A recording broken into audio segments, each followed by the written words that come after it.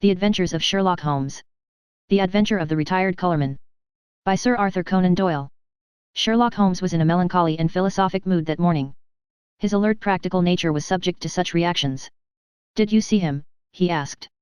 "You mean the old fellow who has just gone out?" "Precisely. Yes, I met him at the door." "What did you think of him?" "A pathetic, futile, broken creature." "Exactly, Watson.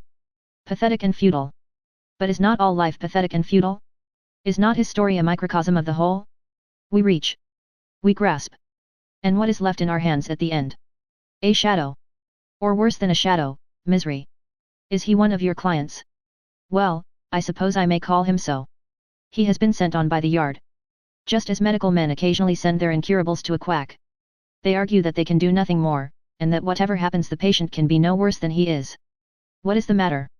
Holmes took a rather soiled card from the table. "Josiah Amberley. He says he was junior partner of Brickfall and Amberley, who are manufacturers of artistic materials. You will see their names upon paint boxes. He made his little pile, retired from business at the age of 61, bought a house at Lewisham, and settled down to rest after a life of ceaseless grind. One would think his future was tolerably assured." "Yes, indeed." Holmes glanced over some notes which he had scribbled upon the back of an envelope. "Retired in 1896, Watson. Early in 1897 he married a woman 20 years younger than himself, a good-looking woman, too, if the photograph does not flatter. A competence, a wife, leisure, it seemed a straight road which lay before him. And yet within 2 years he is, as you have seen, as broken and miserable a creature as crawls beneath the Sunday. But what has happened? The old story, Watson. A treacherous friend and a fickle wife. It would appear that Amberley has one hobby in life, and it is chess. Not far from him at Lewisham there lives a young doctor who is also a chess player. I have noted his name as Dr. Ray Ernest. Ernest was frequently in the house, and an intimacy between him and Mrs. Amberley was a natural sequence, for you must admit that our unfortunate client has few outward graces, whatever his inner virtues may be. The couple went off together last week, destination untraced. What is more, the faithless spouse carried off the old man's deed box as her personal luggage with a good part of his life's savings within. Can we find the lady? Can we save the money? A commonplace problem so far as it has developed, and yet a vital one for Josiah Amberley. What will you do about it?" "Well, the immediate question, my dear Watson, happens to be, what will you do, if you will be good enough to understudy me? You know that I am preoccupied with this case of the 2 Coptic patriarchs, which should come to a head today. I really have not time to go out to Lewisham, and yet evidence taken on the spot has a special value. The old fellow was quite insistent that I should go, but I explained my difficulty. He is prepared to meet a representative." "By all means," I answered. "I confess I don't see that I can be of much service, but I am willing to do my best." And so it was that on a summer afternoon I set forth to Lewisham, little dreaming that within a week the affair in which I was engaging would be the eager debate of all England. It was late that evening before I returned to Baker Street and gave an account of my mission. Holmes lay with his gaunt figure stretched in his deep chair, his pipe curling forth slow wreaths of acrid tobacco, while his eyelids drooped over his eyes so lazily that he might almost have been asleep were it not that at any halt or questionable passage of my narrative they half lifted, and 2 grey eyes, as bright and keen as rapiers, transfixed me with their searching glance. "The Haven is the name of Mr. Josiah Amberley's house," I explained. "I think it would interest you, Holmes. It is like some penurious patrician who has sunk into the company of his inferiors. You know that particular quarter, the monotonous brick streets, the weary suburban highways. Right in the middle of them, a little island of ancient culture and comfort, lies this old home, surrounded by a high sun-baked wall mottled with lichens and topped with moss, the sort of wall—" "Cut out the poetry, Watson," said Holmes severely. "I note that it was a high brick wall." "Exactly. I should not have known which was the Haven had I not asked a lounger who was smoking in the street. I have a reason for mentioning him. He was a tall, dark, heavily moustached, rather military-looking man. He nodded in answer to my inquiry and gave me a curiously questioning glance, which came back to my memory a little later. I had hardly entered the gateway before I saw Mr. Amberley coming down the drive. I only had a glimpse of him this morning, and he certainly gave me the impression of a strange creature, but when I saw him in full light his appearance was even more abnormal. I have, of course, studied it, and yet I should be interested to have your impression," said Holmes. "He seemed to me like a man who was literally bowed down by care. His back was curved as though he carried a heavy burden. Yet he was not the weakling that I had at first imagined, for his shoulders and chest have the framework of a giant, though his figure tapers away into a pair of spindled legs. Left shoe wrinkled, right one smooth. I did not observe that." "No, you wouldn't. I spotted his artificial limb. But proceed. I was struck by the snaky locks of grizzled hair which curled from under his old straw hat, and his face with its fierce, eager expression and the deeply lined features. Very good, Watson. What did he say? He began pouring out the story of his grievances. We walked down the drive together, and of course I took a good look round. I have never seen a worse kept place. The garden was all running to seed, giving me an impression of wild neglect in which the plants had been allowed to find the way of nature rather than of art. How any decent woman could have tolerated such a state of things, I don't know. The house, too, was slatternly to the last degree, but the poor man seemed himself to be aware of it and to be trying to remedy it, for a great pot of green paint stood in the center of the hall and he was carrying a thick brush in his left hand. He had been working on the woodwork. He took me into his dingy sanctum, and we had a long chat. Of course, he was disappointed that you had not come yourself. I hardly expected, he said, that so humble an individual as myself, especially after my heavy financial loss, could obtain the complete attention of so famous a man as Mr. Sherlock Holmes. I assured him that the financial question did not arise. No, of course, it is art for art's sake with him, said he, but even on the artistic side of crime he might have found something here to study. And human nature, Dr. Watson, the black ingratitude of it all. When did I ever refuse one of her requests? Was ever a woman so pampered? And that young man, he might have been my own son. He had the run of my house. And yet see how they have treated me. Oh, Dr. Watson, it is a dreadful, dreadful world. That was the burden of his song for an hour or more. He had, it seems, no suspicion of an intrigue. They lived alone save for a woman who comes in by the day and leaves every evening at 6. On that particular evening old Amberley, wishing to give his wife a treat, had taken 2 upper circle seats at the Haymarket Theatre. At the last moment she had complained of a headache and had refused to go. He had gone alone. There seemed to be no doubt about the fact, for he produced the unused ticket which he had taken for his wife. That is remarkable, most remarkable, said Holmes, whose interest in the case seemed to be rising. Pray continue, Watson.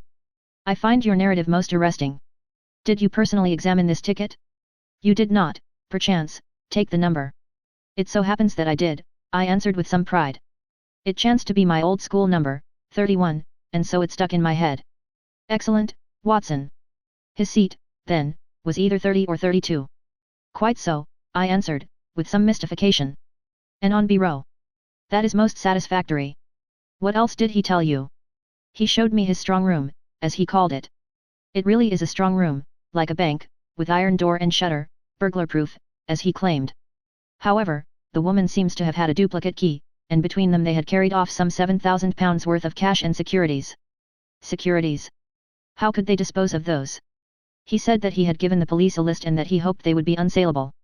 He had got back from the theatre about midnight, and found the place plundered, the door and window open and the fugitives gone. There was no letter or message, nor has he heard a word since. He at once gave the alarm to the police. Holmes brooded for some minutes. You say he was painting. What was he painting? Well, he was painting the passage. But he had already painted the door and woodwork of this room I spoke of. Does it not strike you as a strange occupation in the circumstances? One must do something to ease an aching heart. That was his own explanation. It was eccentric, no doubt, but he is clearly an eccentric man. He tore up one of his wife's photographs in my presence, tore it up furiously in a tempest of passion. I never wish to see her damned face again, he shrieked. Anything more, Watson? Yes, one thing which struck me more than anything else. I had driven to the Blackheath station and had caught my train there, when just as it was starting I saw a man dart into the carriage next to my own. You know that I have a quick eye for faces, Holmes. It was undoubtedly the tall, dark man whom I had addressed in the street. I saw him once more at London Bridge, and then I lost him in the crowd. But I am convinced that he was following me. No doubt. No doubt, said Holmes, a tall, dark, heavily moustached man, you say, with grey-tinted sunglasses. Holmes, you are a wizard. I did not say so, but he had grey-tinted sunglasses. And a Masonic tie pin. Holmes. Quite simple, my dear Watson. But let us get down to what is practical. I must admit to you that the case, which seemed to me to be so absurdly simple as to be hardly worth my notice, is rapidly assuming a very different aspect. It is true that though in your mission you have missed everything of importance, yet even those things which have obtruded themselves upon your notice give rise to serious thought. What have I missed? Don't be hurt, my dear fellow. You know that I am quite impersonal. No one else would have done better. Some possibly not so well. But clearly you have missed some vital points. What is the opinion of the neighbors about this man Amberley and his wife? That surely is of importance. What of Dr. Ernest? Was he the gay Lothario one would expect? With your natural advantages, Watson, every lady is your helper and accomplice. What about the girl at the post office, or the wife of the greengrocer? I can picture you whispering soft nothings with the young lady at the Blue Anchor, and receiving hard somethings in exchange. All this you have left undone. It can still be done. It has been done. Thanks to the telephone and the help of the Yard, I can usually get my essentials without leaving this room. As a matter of fact, my information confirms the man's story. He has the local repute of being a miser as well as a harsh and exacting husband. That he had a large sum of money in that strong room of his is certain. So also is it that young Dr. Ernest, an unmarried man, played chess with Amberley, and probably played the fool with his wife. All this seems plain sailing, and one would think that there was no more to be said, and yet, where lies the difficulty? In my imagination, perhaps. Well, leave it there, Watson. Let us escape from this weary workaday world by the side door of music. Karina sings tonight at the Albert Hall, and we still have time to dress, dine, and enjoy. In the morning I was up betimes, but some toast crumbs and 2 empty eggshells told me that my companion was earlier still. I found a scribbled note upon the table. Dear Watson. There are 1 or 2 points of contact which I should wish to establish with Mr. Josiah Amberley. When I have done so we can dismiss the case, or not. I would only ask you to be on hand about 3 o'clock, as I conceive it possible that I may want you. S.H. I saw nothing of Holmes all day, but at the hour named he returned, grave, preoccupied and aloof. At such times it was wiser to leave him to himself. Has Amberley been here yet? No. Ah. I am expecting him. He was not disappointed, for presently the old fellow arrived with a very worried and puzzled expression upon his austere face. I've had a telegram, Mr. Holmes. I can make nothing of it. He handed it over, and Holmes read it aloud. Come at once without fail. Can give you information as to your recent loss, Elman. The vicarage. Dispatched at 2:10 from Little Pillington, said Holmes. Little Pillington is in Essex, I believe, not far from Frinton. Well, of course you will start at once. This is evidently from a responsible person, the vicar of the place. Where is my Crockford? Yes, here we have him. J.C. Elman, M.A., living of Mossmore cum Little Pillington. Look up the trains, Watson. There is one at 5:20 from Liverpool Street. Excellent. You had best go with him, Watson. He may need help or advice. Clearly we have come to a crisis in this affair. But our client seemed by no means eager to start. It's perfectly absurd, Mr. Holmes, he said. What can this man possibly know of what has occurred? It is waste of time and money. He would not have telegraphed to you if he did not know something. Wire at once that you are coming. I don't think I shall go. Holmes assumed his sternest aspect. It would make the worst possible impression both on the police and upon myself, Mr. Amberley, if when so obvious a clue arose you should refuse to follow it up. We should feel that you were not really in earnest in this investigation. Our client seemed horrified at the suggestion. Why, of course I shall go if you look at it in that way, said he. On the face of it, it seems absurd to suppose that this parson knows anything, but if you think. I do think, said Holmes with emphasis, and so we were launched upon our journey. Holmes took me aside before we left the room and gave me one word of counsel which showed that he considered the matter to be of importance. Whatever you do, see that he really does go, said he. Should he break away or return, get to the nearest telephone exchange and send the single word bolted. I will arrange here that it shall reach me wherever I am. Little Pillington is not an easy place to reach, for it is on a branch line. My remembrance of the journey is not a pleasant one, for the weather was hot, the train slow, and my companion sullen and silent, hardly talking at all, save to make an occasional sardonic remark as to the futility of our proceedings. When we at last reached the little station it was a 2-mile drive before we came to the vicarage, where a big, solemn, rather pompous clergyman received us in his study. Our telegram lay before him. Well, gentlemen, he asked, what can I do for you? We came, I explained, in answer to your wire. My wire? I sent no wire. I mean the wire which you sent to Mr. Josiah Amberley about his wife and his money. If this is a joke, sir, it is a very questionable one, said the vicar angrily. I have never heard of the gentleman you name, and I have not sent a wire to anyone. Our client and I looked at each other in amazement. Perhaps there is some mistake, said I. Are there perhaps 2 vicarages? Here is the wire itself, signed Elman, and dated from the vicarage. There is only one vicarage, sir, and only one vicar, and this wire is a scandalous forgery, the origin of which shall certainly be investigated by the police. Meanwhile, I can see no possible object in prolonging this interview. So Mr. Amberley and I found ourselves on the roadside in what seemed to me to be the most primitive village in England. We made for the telegraph office, but it was already closed. There was a telephone, however, at the little railway arms, and by it I got into touch with Holmes, who shared in our amazement at the result of our journey. "Most singular," said the distant voice. "Most remarkable. I much fear, my dear Watson, that there is no return train tonight. I have unwittingly condemned you to the horrors of a country inn. However, there is always nature, Watson, nature and Josiah Amberley, you can be in close commune with both." I heard his dry chuckle as he turned away. It was soon apparent to me that my companion's reputation as a miser was not undeserved. He had grumbled at the expense of the journey, had insisted upon travelling third class, and was now clamorous in his objections to the hotel bill.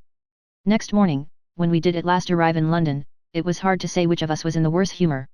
"You had best take Baker Street as we pass," said I. "Mr. Holmes may have some fresh instructions. If they are not worth more than the last ones they are not of much use," said Amberley, with a malevolent scowl. None the less, he kept me company. I had already warned Holmes by telegram of the hour of our arrival, but we found a message waiting that he was at Lewisham, and would expect us there.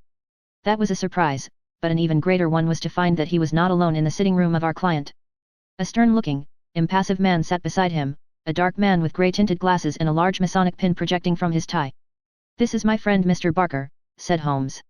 "He has been interesting himself also in your business, Mr. Josiah Amberley, though we have been working independently. But we both have the same question to ask you." Mr. Amberley sat down heavily. He sensed impending danger. I read it in his straining eyes and his twitching features. "What is the question, Mr. Holmes?" "Only this, what did you do with the bodies?" The man sprang to his feet with a hoarse scream. He clawed into the air with his bony hands. His mouth was open, and for the instant he looked like some horrible bird of prey. In a flash we got a glimpse of the real Josiah Amberley, a misshapen demon with a soul as distorted as his body. As he fell back into his chair he clapped his hand to his lips as if to stifle a cough. Holmes sprang at his throat like a tiger, and twisted his face towards the ground. A white pellet fell from between his gasping lips. "No shortcuts, Josiah Amberley. Things must be done decently and in order." "What about it, Barker?" "I have a cab at the door," said our taciturn companion. "It is only a few hundred yards to the station. We will go together. You can stay here, Watson. I shall be back within half an hour." The old Colourman had the strength of a lion in that great trunk of his, but he was helpless in the hands of the two experienced manhandlers. Wriggling and twisting he was dragged to the waiting cab, and I was left to my solitary vigil in the ill-omened house. In less time than he had named, however, Holmes was back, in company with a smart young police inspector. "I've left Barker to look after the formalities," said Holmes. "You had not met Barker, Watson. He is my hated rival upon the Surrey shore." When you said a tall dark man it was not difficult for me to complete the picture. "He has several good cases to his credit, has he not, Inspector?" "He has certainly interfered several times," the inspector answered with reserve. "His methods are irregular, no doubt, like my own. The irregulars are useful sometimes, you know. You, for example, with your compulsory warning about whatever he said being used against him, could never have bluffed this rascal into what is virtually a confession." "Perhaps not. But we get there all the same, Mr. Holmes. Don't imagine that we had not formed our own views of this case, and that we would not have laid our hands on our man. You will excuse us for feeling sore when you jump in with methods which we cannot use, and so rob us of the credit. There shall be no such robbery, Mackinnon. I assure you that I efface myself from now onwards, and as to Barker, he has done nothing save what I told him." The inspector seemed considerably relieved. "That is very handsome of you, Mr. Holmes. Praise or blame can matter little to you, but it is very different to us when the newspapers begin to ask questions." "Quite so. But they are pretty sure to ask questions anyhow, so it would be as well to have answers. What will you say, for example, when the intelligent and enterprising reporter asks you what the exact points were which aroused your suspicion, and finally gave you a certain conviction as to the real facts?" The inspector looked puzzled. "We don't seem to have got any real facts yet, Mr. Holmes. You say that the prisoner, in the presence of 3 witnesses, practically confessed, by trying to commit suicide, that he had murdered his wife and her lover. What other facts have you? Have you arranged for a search? There are 3 constables on their way. Then you will soon get the clearest fact of all. The bodies cannot be far away. Try the cellars and the garden. It should not take long to dig up the likely places. This house is older than the water pipes. There must be a disused well somewhere. Try your luck there. But how did you know of it, and how was it done? I'll show you first how it was done, and then I will give the explanation which is due to you, and even more to my long-suffering friend here, who has been invaluable throughout. But, first, I would give you an insight into this man's mentality. It is a very unusual one, so much so that I think his destination is more likely to be Broadmoor than the scaffold. He has, to a high degree, the sort of mind which one associates with the medieval Italian nature rather than with the modern Briton. He was a miserable miser who made his wife so wretched by his niggardly ways that she was a ready prey for any adventurer. Such a one came upon the scene in the person of this chess-playing doctor. Amberley excelled at chess, one mark, Watson, of a scheming mind. Like all misers, he was a jealous man, and his jealousy became a frantic mania. Rightly or wrongly, he suspected an intrigue. He determined to have his revenge, and he planned it with diabolical cleverness.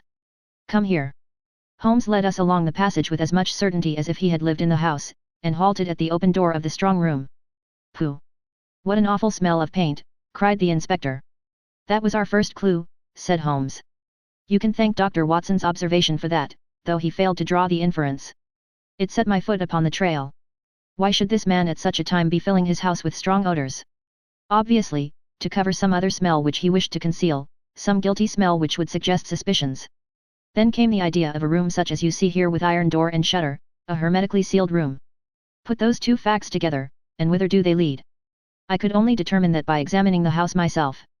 I was already certain that the case was serious, for I had examined the box office chart at the Haymarket Theatre, another of Dr. Watson's bullseyes, and ascertained that neither B30 nor 32 of the upper circle had been occupied that night. Therefore, Amberley had not been to the theatre, and his alibi fell to the ground. He made a bad slip when he allowed my astute friend to notice the number of the seat taken for his wife. The question now arose how I might be able to examine the house. I sent an agent to the most impossible village I could think of, and summoned my man to it at such an hour that he could not possibly get back. To prevent any miscarriage, Dr. Watson accompanied him. The good vicar's name I took, of course, out of my Crockford. Do I make it all clear to you? It is masterly, said the inspector, in an odd voice. There being no fear of interruption, I proceeded to burgle the house. Burglary has always been an alternative profession, had I cared to adopt it, and I have little doubt that I should have come to the front. Observe what I found. You see the gas pipe along the skirting here. Very good. It rises in the angle of the wall, and there is a tap here in the corner. The pipe runs out into the strong room, as you can see, and ends in that plaster rose in the center of the ceiling, where it is concealed by the ornamentation. That end is wide open. At any moment by turning the outside tap the room could be flooded with gas. With door and shutter closed and the tap full on, I would not give 2 minutes of conscious sensation to anyone shut up in that little chamber. By what devilish device he decoyed them there I do not know, but once inside the door they were at his mercy. The inspector examined the pipe with interest. One of our officers mentioned the smell of gas, said he, but, of course, the window and door were open then, and the paint, or some of it, was already about. He had begun the work of painting the day before, according to his story. But what next, Mr. Holmes?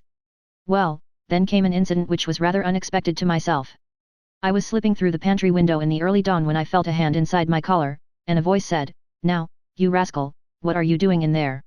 When I could twist my head round I looked into the tinted spectacles of my friend and rival, Mr. Barker. It was a curious foregathering, and set us both smiling.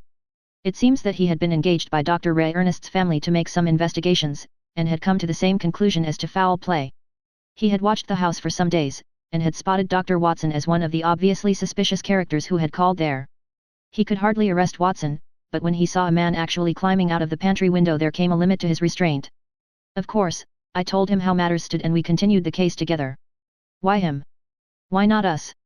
Because it was in my mind to put that little test which answered so admirably. I fear you would not have gone so far. The inspector smiled. Well, maybe not. I understand that I have your word, Mr. Holmes, that you step right out of the case now and that you turn all your results over to us. Certainly, that is always my custom. Well, in the name of the force I thank you. It seems a clear case, as you put it, and there can't be much difficulty over the bodies. I'll show you a grim little bit of evidence, said Holmes, and I am sure Amberley himself never observed it. You'll get results, Inspector, by always putting yourself in the other fellow's place, and thinking what you would do yourself. It takes some imagination, but it pays. Now, we will suppose that you were shut up in this little room, had not 2 minutes to live, but wanted to get even with the fiend who was probably mocking at you from the other side of the door. What would you do? Write a message. Exactly. You would like to tell people how you died. No use writing on paper. That would be seen. If you wrote on the wall someone might rest upon it. Now, look here. Just above the skirting is scribbled with a purple indelible pencil, oui, that's all. What do you make of that? Well, it's only a foot above the ground. The poor devil was on the floor dying when he wrote it. He lost his senses before he could finish. He was writing, "We were murdered. That's how I read it. If you find an indelible pencil on the body, we'll look out for it, you may be sure." But those securities? Clearly there was no robbery at all. And yet he did possess those bonds. We verified that. You may be sure he has them hidden in a safe place. When the whole elopement had passed into history he would suddenly discover them, and announce that the guilty couple had relented and sent back the plunder or had dropped it on the way. "You certainly seem to have met every difficulty," said the inspector. "Of course, he was bound to call us in, but why he should have gone to you I can't understand." "Pure swank," Holmes answered. He felt so clever and so sure of himself that he imagined no one could touch him. He could say to any suspicious neighbor, "Look at the steps I have taken. I have consulted not only the police, but even Sherlock Holmes." The inspector laughed. "We must forgive you you're even, Mr. Holmes," said he, "it's as workmanlike a job as I can remember." A couple of days later my friend tossed across to me a copy of the bi-weekly North Surrey Observer. Under a series of flaming headlines, which began with "The Haven Horror" and ended with "Brilliant Police Investigation," there was a packed column of print which gave the first consecutive account of the affair. The concluding paragraph is typical of the whole. It ran thus: "The remarkable acumen by which Inspector Mackinnon deduced from the smell of paint that some other smell, that of gas, for example, might be concealed, the bold deduction that the strong room might also be the death chamber, and the subsequent inquiry which led to the discovery of the bodies in a disused well, cleverly concealed by a dog kennel, should live in the history of crime as a standing example of the intelligence of our professional detectives." "Well, well, Mackinnon is a good fellow," said Holmes, with a tolerant smile. "You can file it in our archives, Watson. Some day the true story may be told." The end.